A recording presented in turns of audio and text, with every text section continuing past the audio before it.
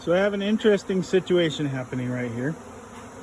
The far hive there with the two deeps and a medium on it swarmed a few days ago, and I caught them in this hive box on the right, in this single deep. And it apparently wasn't big enough because it's hot and they didn't like it, and they tried to swarm today.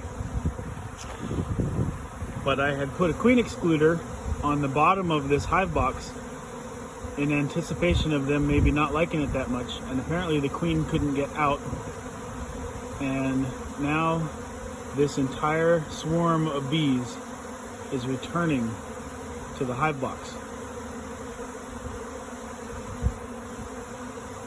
I would guess within about 20 minutes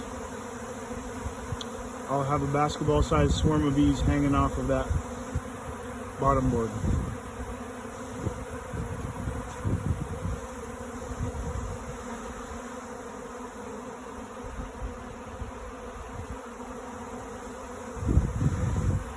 I came outside to follow them to see where they ended up, and as I was following them around, they started coming home.